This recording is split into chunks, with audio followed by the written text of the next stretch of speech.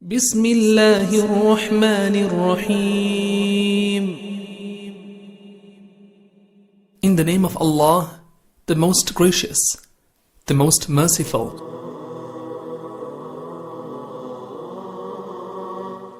Assalamu alaikum. That's the educator's voice in me. If you look at your program, it talks about transformation. It talks about empowerment through education. My AI is not synced with my dear brother's AI. My AI stands for authentic interaction. And I'm going to take you through a story. I began teaching in 1994, which was 30 years ago. And here's a picture of me 30 years ago with one of my students, Mahmina, who's one of my community masjid babies, and another student named Tiffany. Tiffany came to me with a myriad of issues, and it was never articulated exactly what the problem was, but as Dr. Yusuf spoke earlier, when there's something going on internally in a student, it will come out through their behaviors. She was one of the young women that would go from 0 to 10 in 2 seconds. What does that mean? She was ready to fight. She was extremely disrespectful, and she didn't care about any level of authority. So before we talk about the power of empowerment, let's kind of look at when we don't empower a child, what happens? It comes out through, as I stated, disrespect. It comes out through low self-esteem. They have no regard for themselves. They have no regard for others. What causes that? The adults in their lives, because children don't do this to themselves. How does it come out in adult behavior? We stereotype and we put labels on children before we even meet them. Our isms and schisms, our colorisms, and that report that says this child is X, Y, and the third before we even interface with them. A child who has been labeled as incapable, as volatile, as all of these things tends to outplay exactly what you say about them. Am I right? We walk into that narrative that people tend to give to us, right? If we're not seen on the other side of the mirror with compassion and with equity and with respect. And so part of Islamic education in the United States of America in about a few more years will be about 100 years old. Please know this. And I must shout out Sister Clara Muhammad, who was the foremother of education here in the United States, beginning with homeschooling. But as Dr. Jones said before, Islamic education, before it hit to the coast of the United States, was a pinnacle and a center of something to be a part of because of the level of excellence of education.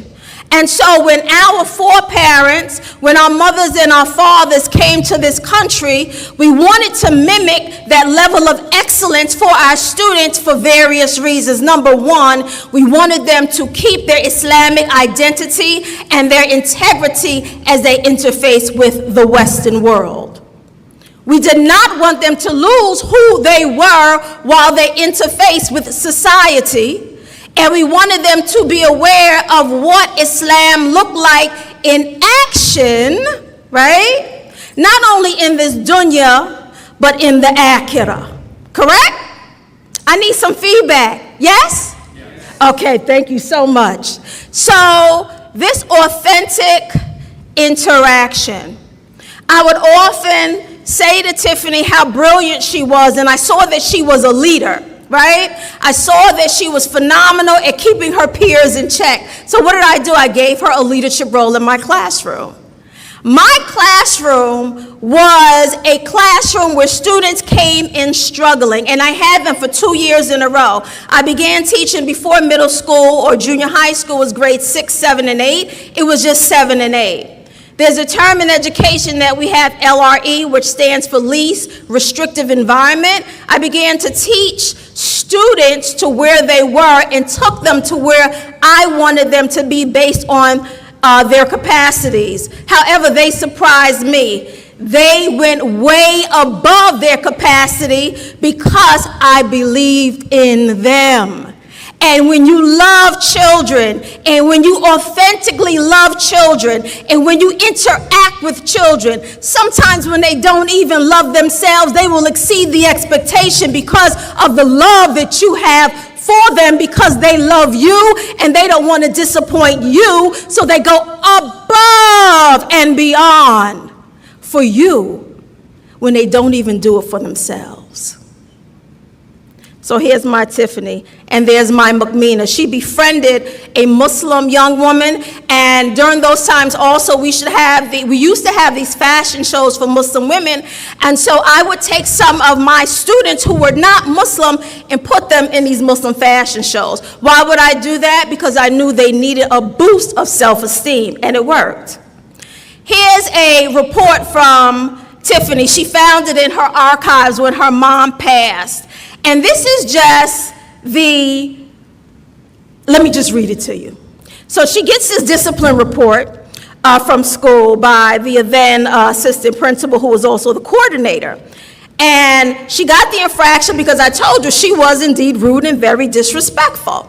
So when I asked Tiffany to keep quiet, she told me to stop talking then. In other words, I'll keep quiet when you stop talking to me, but as long as you're talking to me, I'm gonna keep talking, right?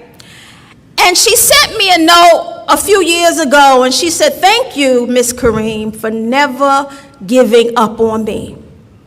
She says, "I knew I was hard to love, but you kept hope alive for me in the times that were the darkest for me. Thank you for being my lighthouse in the darkness." So when we talk about Prophet Muhammad sallallahu alaihi wasallam, it is reported that he was the Quran walking, right?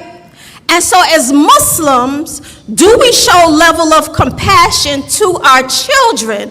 If we're taking the hikmah from the Quran in our actions, are we walking this deen on a daily basis? Because there will be people in our lives that never ever read one word of the Quran. But guess what? They are reading us. So what messages are we putting out there? My mother used to say, let your motto be your, what do you think I'm going to say? Okay, I'll tell you then, okay? Message. Let your motto be your message. 40 years later, 30 years later, it's not for I'm aging myself, right? 30 years later, in between that time, I moved overseas to Abu Dhabi, and I kept getting these calls. You got to see Tiffany. You've got to see Tiffany. I was like, what's the big deal with Tiffany? I interface with her all the time. And it's like, no, you've got to see Tiffany. So I saw Tiffany, and today this is Tiffany.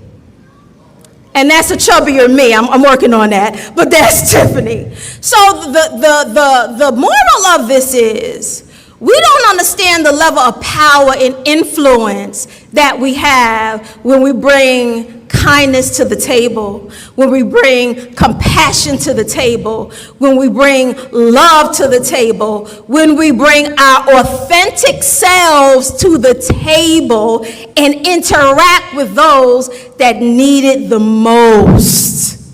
And sometimes we also need it. And I'm going to end on this note with a story of Prophet Muhammad sallallahu alaihi wasallam and how he interfaced with Zayd ibn Thabit. Zayd was a little short of 13 years old, and for those who don't know Zayd ibn Thabit, please, young people, research him. He was brilliant. He was a polyglot. He had an amazing intellect, but a little short of 13 years old, he wanted to fight in the Battle of Badr. right? So he came to the Prophet Muhammad sallallahu alaihi wasallam and he said, I want to fight. And Prophet Muhammad said, no, not at this time. But he did not dismiss him. The Prophet Muhammad was aware of his intellect and the fact that he was a polyglot. He said, I want you to be a scribe for me. I want you to be an ambassador. I want you to learn Syriac, which was an ancient language at that time, and he also mastered Hebrew. It took Zayd ibn Thabit 17 days for one, and 15 days of another to master this language. What if Prophet Muhammad sallallahu alaihi wasallam would have said, no, I don't need you now? Did he do that? No. He did not dismiss him. He does not disempower him. He said, wait, this young man has some talents. Let me properly place him where he should be according to the mission that we have. Under the Khalifa of Abu Bakr, Zayd ibn Thabit was one of the ones that compiled the Quran al-Kareem that we read every day, right? Collected in a way, compiled in a way, because the Prophet Muhammad put his trust in Zayd ibn Thabit. He did not miss him in that moment. He empowered him by placing him where he should be based on his what? Skills and talents. And today, the Quran that we read, right, has a lot to do with the compilation and the skill set of Zayd ibn Thabit based on the empowering action of Prophet Muhammad sallallahu alaihi wasallam. So my question to you is this. When a young person may not necessarily be Zayd ibn Thabit in intellect and in behavior, that young person that will turn all the way up and get on your last nerves, what will you do to empower them? What type of authentic interaction will you have for them? Because those discerning moments that you have with them can be the difference between a Tiffany or a Tiffany. You choose. Assalamu alaikum. Inna Allah wa malaikatahu yusalluna ala nabi. Ya ayyuhalladhina amanu sallu alayhi wa sallimu taslima.